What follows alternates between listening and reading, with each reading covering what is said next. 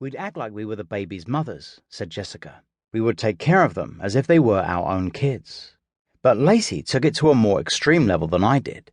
She'd take the doll everywhere. It was something that gave her comfort. When Lacey was in the 5th grade, her grandfather died, and her grandmother, Peggy Florence, moved to Clearwater, Florida, to live with her son Toby, affectionately known as Uncle Bo.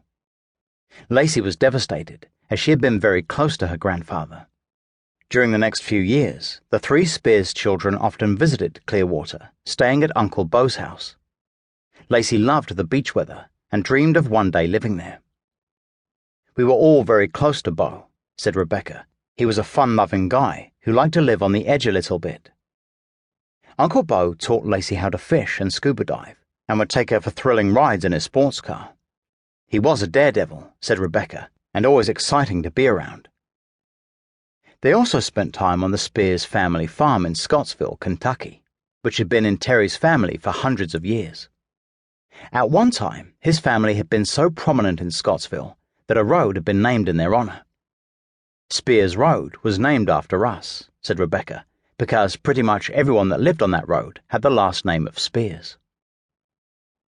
Over the years, much of the large, sprawling cattle farm had been sold off, with just a small part of it remaining in the family. 2 of Lacey's aunts lived a few miles from the farm, and during school vacations the family would stay with them. Occasionally another uncle would join them, bringing his kids in a large RV, and they'd all go camping on the farm. "We always loved going there," recalled Rebecca. "We liked playing with our cousins on the dairy farm. We'd have marshmallow roasts and go jumping on their trampoline." Every afternoon, Lacey would volunteer to milk the cows.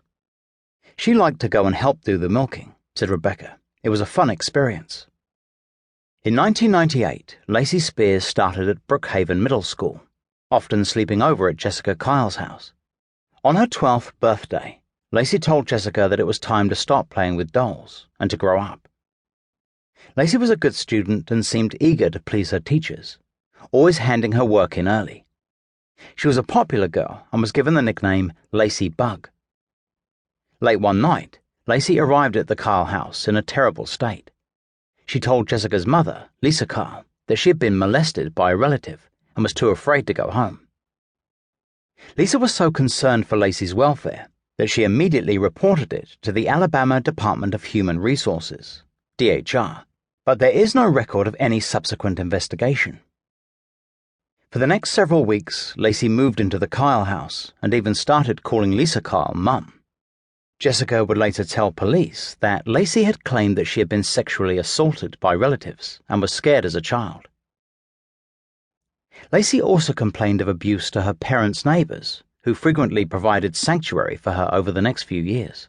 Lacey would sneak out of her house sometimes and come over to them because she was scared, said Rania Cossingham, who knew the neighbor's daughter and would later become close friends with Lacey in high school. She would complain of sexual abuse, and they would just try and take her to church and be there for her without directly intervening. But Rebecca Spears maintains that she has no knowledge of her younger sister ever being molested. "We had a happy childhood," she said, "and as far as I know, that's not true. I don't know why people would say that or think that, in all honesty." In early 2002, 14-year-old Lacey Spears became a regular at Parkview Baptist Church, joining the softball team.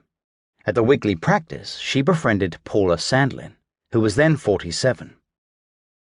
Over the next few months, Sandlin would drive Lacey to and from practices and games, becoming uncomfortable when Lacey started calling her Mum.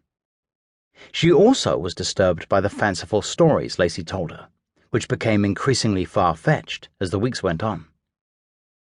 If she didn't get a certain reaction, Sandlin said, she would move to a bigger lie. One time, Lacey limped into church, wearing an ankle brace, saying she had fallen down and injured herself while cheerleading. Soon afterwards, her story changed. Now she was suffering from anorexia and had collapsed in the street from lack of food. When she claimed not to have eaten for 3 days, somebody challenged her, saying she had been seen, her eating a hot dog the day before. Lacey conceded that was true, but that was all she had eaten. Whitney Riley Pena, who was in Lacey's class at Brookhaven, remembered Lacey having many issues and seeing a therapist for an eating disorder.